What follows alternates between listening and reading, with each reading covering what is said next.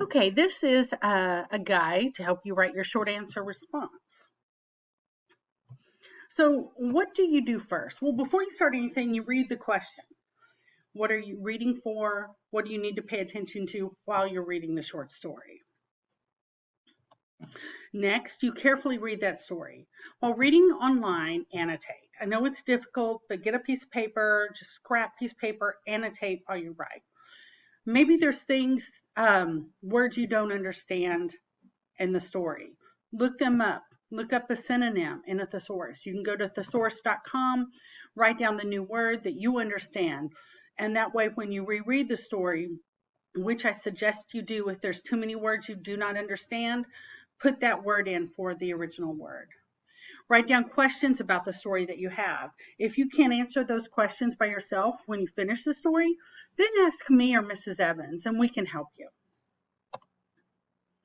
Next is the layout of the short answer response. We're using RACE, R-A-C-E. Restate, answer, cite, explain. So first we're going to restate the question. One of the most important things to remember about restating your question is to always, notice I put it caps, bold, and underline. Begin the sentence with the author's name and the story's title. For example, you would use in Alice Walker's The Flowers, or in Guy de Maupassant's The Uncomfortable Bed.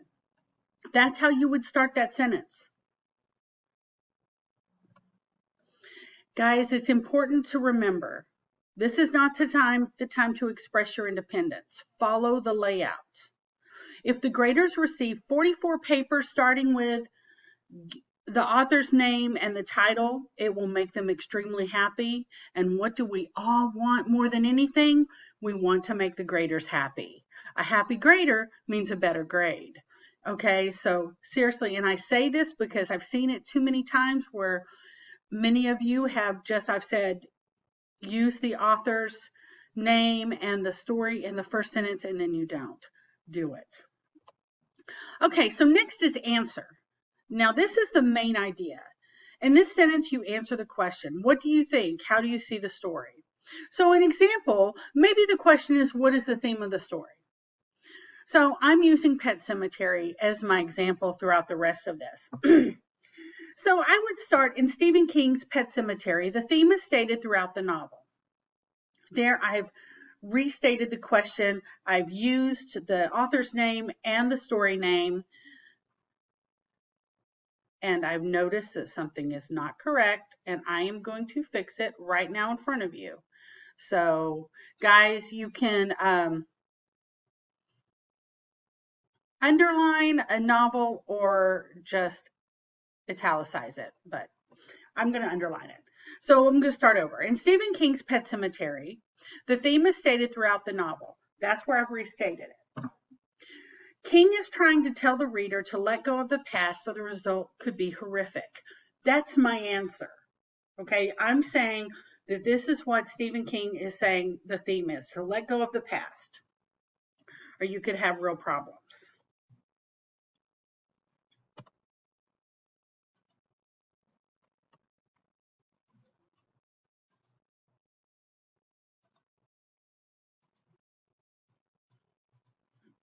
Okay, next we're going to cite our evidence from the text. This is where you get a quote from the text to back your answer. Guys, this is one of the most important parts of your answer. If you do not do this, you will not do well on the short answer response. You cannot make anything more than a 2 if you can make a 2. And then you need to remember, always embed your quotes. And I'm going to show you what that looks like in the next selection, okay? Here's our example. I've highlighted the citation. In Stephen King's Pet Sematary, the theme is stated throughout the novel. King is trying to tell the reader to let go of the past, or the results could be horrific. Now here's where I cite and I embed my quotes. Judd says it best. Here's the quote. Sometimes dead is better. Notice I put the 3 dots, the ellipses afterwards, because there's more to that quote, but it's not important.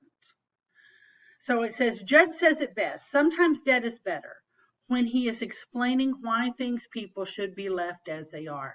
So you've taken the quote, you've embedded it in something, and you've kind of used it then to explain why King is trying to tell the reader to let go of the past, right? Our next is explain or elaborate your answer. In this sentence, you explain or elaborate on your answer. Guys, you also use this sentence to explain how your quote from the text proves your answer. You can do this in one sentence. You don't need more than that. If you feel like you do, that's okay. You have up to 10 sentences. You can't go over 10, but you have up to 10 sentences. But really, you don't need them. If you use the right words, you do not need them. So here's a full example of using race for the short answer response. In Stephen King's Pet Sematary, the theme is stated throughout the novel. King is trying to tell the reader to let go of the past or the results could be horrific. Judd says it best, sometimes dead is better, when he is explaining why things or people should be left as they are. Bringing the past back is not necessarily pretty or safe for the living. Guys, we've answered the question in 4 sentences. It's not your job to do a spoiler for this. It's not your job to, even if you want to elaborate on your explanation, you certainly can by going on and telling them maybe what happened to the people that were brought back, such as little Gage or the cat, but that's not necessary. And our final thoughts. Remember, you can write 10 sentences, but you do not need them. So, but do not go over 10. Absolutely, positively, do not go over 10. 4 sentences are more than sufficient.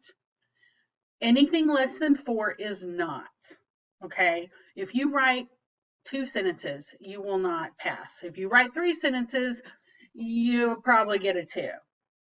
You're not going to get a 3 or a 4. Follow the structure and you will do well. That's why I'm giving you this. Remember, if you have questions and you want to do a face-to-face Zoom, you certainly can. But for me, Monday through Friday at 1 o'clock to 2 o'clock, or Miss Evans, Monday through Thursday, 1 to 2. So we're going to be available for you. Also, you can email us, and I put our emails there. Share this with us. We will, before the due date, we will kind of help you, give you our thoughts. And we're not going to write it for you, but we will certainly help you go through it. If you have any questions, let us know. Thanks. Bye.